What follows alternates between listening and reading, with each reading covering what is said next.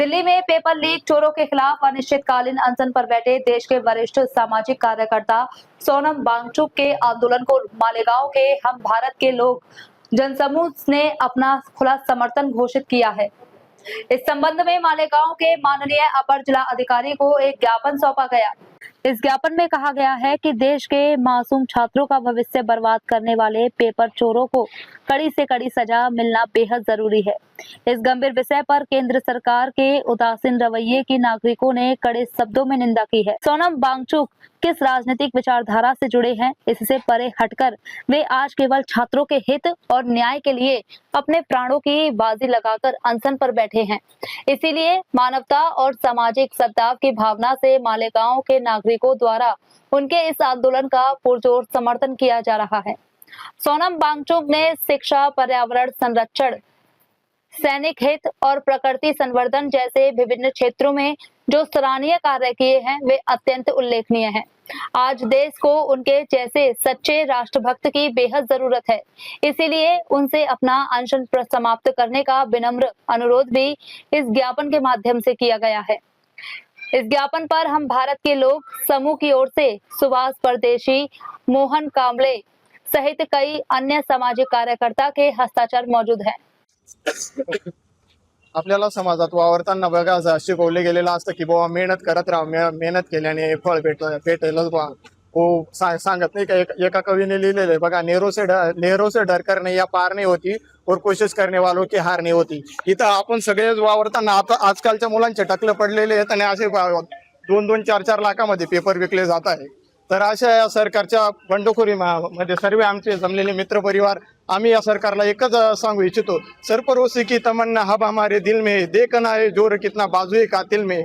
त्या सरांना एकच विनंती आहे, आमचे सर्व मित्रगण तुमच्या पाठीशी आहेत. तुम्ही ज्या उपोषणाला बसलेले आहेत फक्त आपण आपलं जीवन सुरळीत चालू करावं आणि इथे मी माझे भाषण संपवतो. जय हिंद. विद्यार्थी आणि सजग नागरिक इथे मालेगावच्या उपजिल्हाधिकारी कार्यालयाच्या बाहेर एकत्र झालो आहोत। आमचं एकत्र येण्याचं स्पष्ट कारण असं आहे की ज्येष्ठ सामाजिक कार्यकर्ते सोनम वांगचुक यांच्या त्याला पाठिंबा देण्यासाठी आणि प्रशासनाचे डोळे उघडण्यासाठी आमचा स्पष्ट प्रशासनाला एक प्रश्न आहे की कष्टकरी विद्यार्थ्यांचा भविष्याचा बाजार मांडण्याचा अधिकार तुम्हाला कोणी दिला? आज तब्बल 20 दिवस झाले आहेत। 20 दिवसापासून तो व्यक्ती उपाशी आहे। कोणासाठी आणि कशासाठी? विद्यार्थ्यांच्या हक्कासाठी आणि विद्यार्थ्यांच्या न्यायासाठी। आणि कोणी काय म्हणत आहे की एकच तो पेपर फुटला आहे, यात एवढं काय उपोषण आणि आंदोलन? एकच पेपर? या देशात दरवर्षी पेपर फुटतो। दरवर्षी लाखो मुलांची स्वप्ने ही विकली जातात आणि दरवर्षी लाखो स्वप्न चिरडली जातात आणि तुम्ही म्हणतात एकच पेपर? हा देश असा आहे ना, इथे तुम्ही कितीही उपोषण चालवा, कितीही आरडा, कितीही ओरडा, या सरकारला काहीच दिसत नाही आणि काहीच ऐकू येत नाही।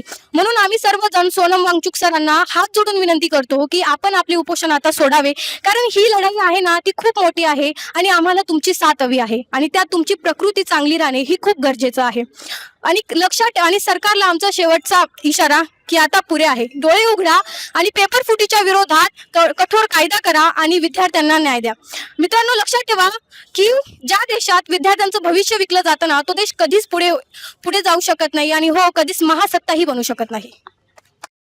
सोनम वांगचुक यांच्याबद्दल आपण प्रत्येकाने 3 इडियट्स मध्ये फुंगसुक वांगडू म्हणून आपण त्याचा कॅरेक्टर पाहिला असेल, पण रिअल लाईफ मध्ये त्यांनी काय काय केलं तर खरं आजच्या डेटला जर का पीसफुल प्रोटेस्ट करणं जर का कोणी नवा पायनीर असेल तर तो सोनम वांगचुक। याच्या आधी त्यांनी लडाखमध्ये पण असं केलं आणि यांनी केलेलं काम काय तर यांनी लेह लडाखमध्ये आर्टिफिशियल ग्लेशियर्स वरून पाणी बनवलं। त्यानंतर आपल्या सैन्यांसाठी म्हणजे आर्मी सैन्यासाठी त्यांनी हीट बनवले, हीट टेंट्स बनवले आणि असं अनेक वेगळं काम त्यांनी केलं। लडाखमध्ये एक चांगल्या पद्धतीने एक इको फ्रेंडली आणि इकोलॉजिकल स्कूल जर का इंडियामध्ये पहिली कोणी उघडली असेल तर ती सोनम वांगचुक त्यांनी हे केली आणि ती केली तर तिकडच्या लोकल लोकांना, स्थानिक लोकांना सोबत घेऊन कसं तुम्हाला एक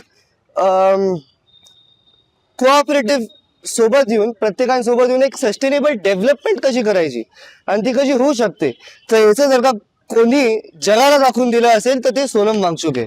जगातले जे मोठे सायंटिफिक अवॉर्ड्सचे ते विनर्स आहे आणि अजून अनेकसं त्यांचं काम आहे, ते बोलायला लागलं तर टाइम संपून जाईल. थँक्यू.